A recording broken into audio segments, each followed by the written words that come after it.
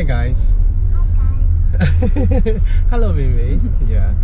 So it's the second day of Chinese New Year, but actually it's actually not Chinese per se. Why do I say this? In China, there are more than 50 ethnic groups, right? You have Mongolians, you have Koreans, you have Chinese, you have the Hans, you have all types of different people and they all celebrate this festival. Even the Japanese celebrate this festival, even the Koreans, even Vietnamese. Some would call it Lunar New Year, which is correct because it follows the lunar calendar. And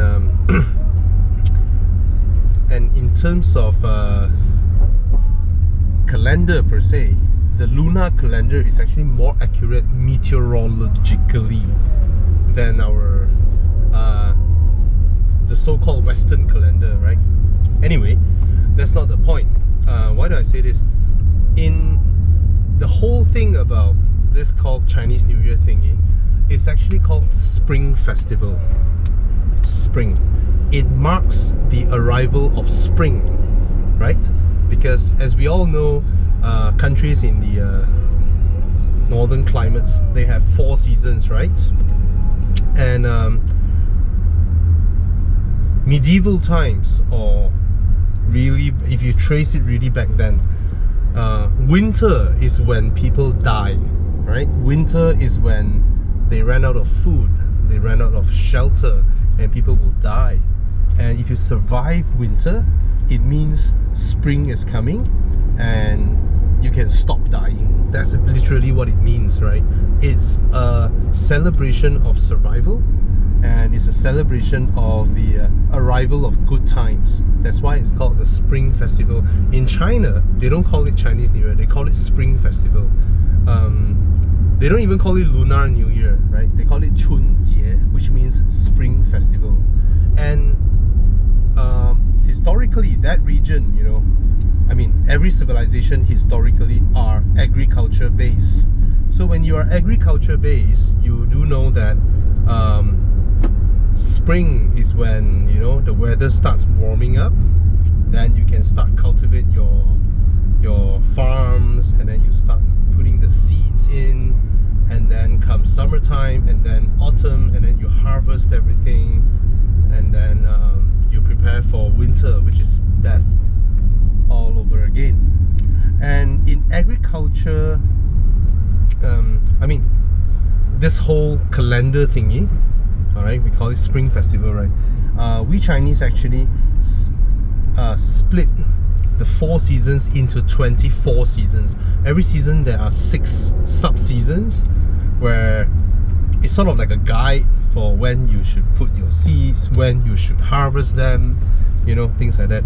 I think some of you may have seen or heard the traditional drum in Malaysia, where you see 24 drummers, each hitting on one drum, right? It's very popular in Malaysia, right? Little did you know, this drum, we call it the 24 Chinese drums, right? But it's actually called the 24 seasons Chinese drum. And it's actually created in Malaysia. It's created by a Johorian. Alright? It's created by a Johorian, where this drumming celebrates the 24 seasons of the ancient, whatever, agricultural based calendars. And that's roughly how it is.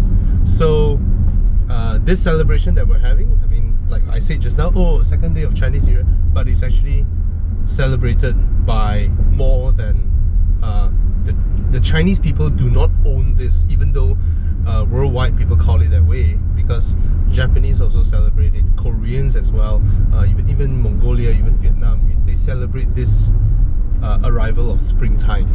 Alright, now put that aside, that is the historical side. And what do we do as a Malaysian, right? You all would see a lot of photos of reunion dinners and all that, right? Reunion dinner actually happened one day before the first day of of Chinese New Year, right? So that's when everybody reunite, right, to sit down for a good meal as best we could, because back then, like I said just now, it might not be easy to survive winter, and then it's good to celebrate it with a good meal, right? And then the first day of again, I'm going to use the term again, the first day of Chinese New Year again. What we do here is we will go to the family home of the husband's family home. Like my wife and then my kids and all will come to my home on the first day to give our blessings and well wishes to our parents. I mean, and then you will spend the day there, sort of. And then on the second day is where we will go to the wife's family to visit, if we could, right? And then after that, it will be sort of open house, visiting friends and things like that, and then you know, giving out ang paos and all that. So yeah, that's roughly how it is. This video is not so much for Chinese in Malaysia per se, but it's about sharing with others who don't really know what's going on, right? And as you know, Chinese people, some of the customs, you know, they say that, oh, on the first day of Chinese New Year, you shouldn't sweep the floor, right? You shouldn't be sweeping away all the good fortunes that are coming, things like that.